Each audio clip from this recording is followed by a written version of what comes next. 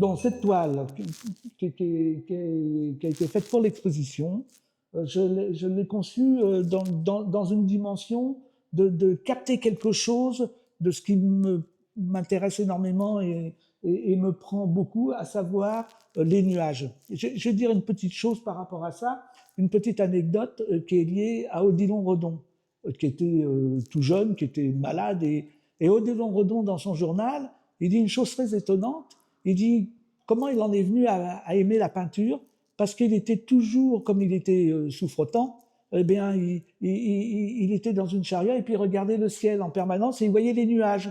Et il dit, c'est en regardant les nuages que j'ai eu ce désir de devenir peintre. Et je reprends un peu cette dimension-là de regarder les choses qui se font et se défont en permanence, comme l'histoire de Pénélope d'ailleurs. Et donc là, je suis parti sur cette idée d'avoir tout un jeu de tâches qui font penser à ce jeu des nuages, ces ombres des nuages sur le sol, sur les montagnes qu'on voit beaucoup ici. Et je suis parti dans cette idée-là qu'il y a quelque chose comme ça qu'on essaye de saisir et qui vous échappe continuellement, quoi. Ça, à peine vous l'avez vu, déjà c'est autre chose. Et j'ai essayé de capter ça, c'est ce que j'appelle essayer de peindre l'air. Et donc, parce que en fait, la peinture, c'est ce qui nous entoure. Donc, peindre l'air, c'est quelque chose qui, pour moi, est très, très important. Donc, je suis parti dans ce jeu de tâches qui se sont inscrites comme ça dans le tissu. Et puis, alors, une petite chose quand même très particulière, c'est que d'abord, j'avais commencé mes taches noires avec ce noir dilué qui est plus ou moins dans un noir gris par rapport au tissu. Et une fois que j'avais fait ça, j'étais pas tout à fait satisfait. Il me manque un petit peu quelque chose par rapport à cette idée de nuage d'ailleurs. Et c'est comme ça que j'ai introduit l'ocre jaune, parce que d'un seul coup, l'ocre jaune venait aussi dire quelque chose par rapport à comment les éléments circulent. Et une fois que j'ai fait ce travail de tâche, avec ce travail de pli, ce travail de pliage, des pliages, eh bien, comme je fais d'habitude, c'est-à-dire j'ai complètement repensé ce qui se passe entre les tâches, c'est-à-dire entre les nuages. J'ai complètement repensé ça par une approche graphique qui est un parcours poétique. Pour moi, c'est cette dimension-là qui m'intéresse. C'est-à-dire, on est traversé par un tas de choses, par un tas d'éléments. C'est l'idée qu'on se promène dans la peinture. C'est un voyage, c'est une invitation au voyage, pour parler de cette manière. On se promène, on circule, on rencontre des choses. Et puis, quand je les peins, et ça c'est aussi très important pour moi, c'est que je peins aussi par déplacement d'énergie. C'est-à-dire, j'interviens à un endroit, et puis je le laisse de côté pour aller à un autre endroit. Donc je fais pas du continuum en permanence, juste pour avoir des déplacements d'énergie. Et c'est dans ce déplacement d'énergie, dans son rencontre de déplacement d'énergie, que le tableau se construit. Donc c'est comme une sorte de puzzle, hein, bien sûr, et il se construit petit à petit de cette manière-là, où d'un seul coup les énergies trouvent leur propre place, leur propre dimension, en fonction des tensions qu'elles révèlent au fur et à mesure. Alors avec ce type de graphisme qui sont des traits comme ça ou des traits comme ça, ou alors comme là je me suis amusé à mettre, alors là il y a un bout de filet, des fois il y a un bout de mur que j'ai laissé complètement respirer dans la toile qui est ici, volontairement, comme pour montrer quelque chose comme ça qui est toujours, eh bien, qu'est-ce qu'il y a de l'autre côté? Qu'est-ce qu'on peut voir de l'autre côté? Parce que dans la peinture, il y a quelque chose de marrant, mais qu'est-ce qu'il y a derrière? Ah, derrière, c'est le châssis, hein. Mais en fait, c'est pas rien de dire qu'est-ce qu'il y a derrière. C'est comme en théâtre, avec la scène et l'arrière-scène. Et c'est quelque chose qui est de cet ordre-là, et donc j'essaie toujours un peu d'introduire des éléments comme ça dans mon travail de peintre, parce que c'est quand même un questionnement qui est aussi un questionnement sur l'attente, l'émerveillement, l'intention, la surprise. J'essaye de me surprendre moi-même. Bah, la première personne que je surprends pour quand je viens, c'est moi. Donc j'essaye de me surprendre moi-même et dans une tension permanente. D'ailleurs, j'ai fait assez vite pour la faire parce que j'ai mis un petit mois pour faire cette toile, mais parce que j'étais dans une tension permanente. Et le fait d'être dans une tension permanente, ça entraîne un travail de tension dans le geste, dans la pensée qui est très fort. Là, j'en fais une en couleur, et ça va faire 3-4 mois que je suis dessus, et c'est autre chose, toi. C'est plus du tout dans la même tension. Donc ça implique d'autres déplacements. Et celle-là, je le fais vraiment dans le continuum. Et les autres œuvres alors, qui sont présentées?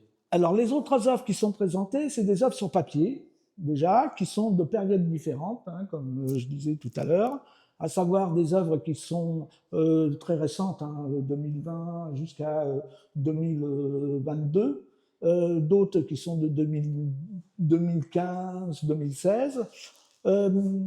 C'est un autre travail. Par exemple, si on prend ce travail-là, alors ça, sans être trop long, parce que c'est là-bas aussi, il y en a 3 qui sont du même registre, c'est un travail sur la fenêtre, l'ouverture. Donc on voit bien, il y a le cadre dans le cadre, hein, tout ça, mais le cadre dans le cadre, c'est la fenêtre. Pourquoi? Parce que je pose une question qui est simple, qui part de la proposition que la peinture, c'est une fenêtre ouverte sur l'histoire. Et que cette proposition qui nous vient de la Renaissance, et en fait, la question est toujours la même, c'est que le peintre, on lui confie une mission. La mission, c'est de peindre l'histoire. Ah oui, mais peindre une histoire, laquelle? Donc le peintre se pose la question, peindre une histoire. Et il peint une histoire par rapport à la fenêtre. Donc une ouverture, un cadre. Donc quelque chose qui fait cadre dans l'histoire elle-même. Bien évidemment, quand on arrive à notre époque, elle est où l'histoire? Comment on la vit cette histoire? Quand on sait toutes les catastrophes qui nous ont traversées, qui ont traversé le XXe siècle. Donc la question se pose vraiment comment je m'approprie aujourd'hui cette histoire qu'il y a à la peinture. Je donne comme exemple Malevich, parce que beaucoup ne comprennent pas carrément sur fond blanc. Mais en fait, c'est un travail sur la fenêtre. Parce que d'un seul coup, qu'est-ce qu'il y a? On efface. Il y a quelque chose d'effacé. Et moi, je reprends un peu cette dimension-là volontairement, mais d'une autre manière. C'est-à-dire, je repars sur l'idée de la fenêtre, bien sûr, qui est présente, tout ça, et le signe, le geste, quelque chose qui fait trace. Et donc, on a de l'histoire, en fin de compte, que des choses qui font trace. En fait, si à la Renaissance, on construit l'espace, on construit la pensée, si on construit à partir du récit, hein, parce que l'histoire, c'est un récit, on construit quelque chose. Le XXe siècle, c'est exactement l'inverse. On est dans un siècle où on détruit les choses. Donc, on les détruit, on les déstructure, on est face à un autre type d'événement. Je dirais, c'est même l'envers du décor de la Renaissance. Et moi, je me réapproprie ça de cette manière-là, de montrer que ce qui nous reste, c'est que des traces. Des traces de signes, des traces de couleurs, des traces de murs, des traces de couleurs par rapport à la fenêtre. Même Miro, moi je trouve qu'il s'approprie d'une certaine manière dans cette dimension-là. Quelque chose aussi, même si chez lui, la trace a une certaine représentation par rapport à ce qu'il veut montrer dans la poétique et dans le rêve. Mais bon, voilà, tout ce travail sur la fenêtre repose là-dessus. Tu vois, la bleue, là-bas, c'est la même chose, mais j'ai introduit volontairement l'idée de fausses lettres. Donc, il y a quelque chose qui est de l'ordre de l'écriture, qui joue là-dessus. Et je me suis amusé avec des petits signes qui peuvent faire penser à des feuilles. Volontairement, il pleut des feuilles. Donc, voilà, il pleut des lettres. Et tout ça, ça nous passe devant les yeux. Qu'est-ce que ça veut dire? Et ça renvoie. Moi, comme peintre, ça me questionne. Donc, j'essaye de le montrer d'une certaine manière dans mon propre questionnement, même s'il est bancal, hein, parce que c'est là aussi que ça se joue dans la couleur, dans l'énergie et des choses comme ça. Pareil pour l'autre, hein, là-bas, on est dans le même, dans la même dimension. Donc je travaille énormément là-dessus, et pour certaines de ces toiles qui sont ici, entre autres celle-là aussi, mais c'est un travail aussi sur tout ce jeu des énergies du signe. Voilà, c'est comme quand on regarde quelque chose au microscope. D'un seul coup, ça grouille, ça va dans tous les sens. C'est la vie elle-même qui nous parle dans l'infiniment petit et qui se montre à travers des appareils, hein, puisqu'on les fait comme ça. Et en fait, moi, je capte ça. Ça me passionne de capter tous ces éléments-là qui se déplacent, qui bougent continuellement. Et ça me plaît beaucoup, comme ce travail-là qui peut faire penser à beaucoup de choses. Des fois, il y en a beaucoup qui me renvoient sur l'idée du vitrail, hein, bien sûr.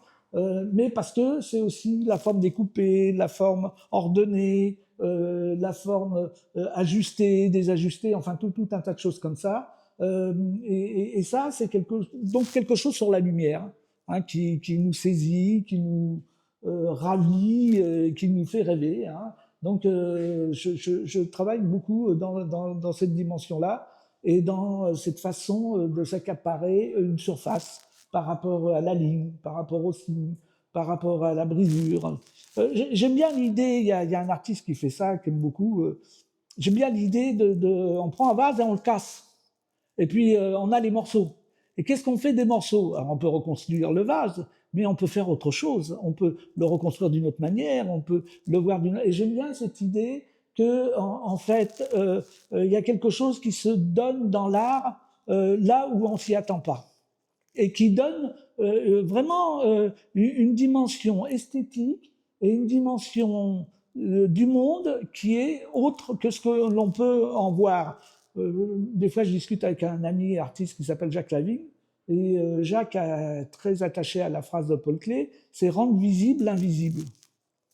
Et oui, il y a cette dimension-là, rendre visible l'invisible dans le sens où il y a bien une question ici d'invisible qui nous échappe en permanence et que l'artiste essaye aussi de saisir, d'aller chercher. Et quand je prends l'image du vase qu'on casse et qu'on recompose autrement, ben c'est bien sûr qu'on donne une certaine visibilité autre à l'objet par rapport à son utilité, parce qu'elle devient autre. Et dans cet autre, il se passe quelque chose, et une autre dimension. Pour moi, l'artiste, c'est quelqu'un qui explore différentes dimensions, mais au sens où les astrophysiciens en parlent aujourd'hui. C'est-à-dire un monde à 14 dimensions. Bah oui, mais qu'est-ce que c'est? Nous, on n'en connaît que 3, hein, voire 4, avec, si on introduit le temps dans les 3 qu'on connaît. Et préoccupation d'ailleurs des dimensions qui étaient très proches des artistes au début du XXe siècle, hein, par exemple Marcel Duchamp. Et bien évidemment, cette notion à la recherche d'une autre dimension, eux, ils étaient à la recherche de la 4e dimension. Donc moi, là, je suis même au-delà de la 4e dimension, parce que j'en parle de 14.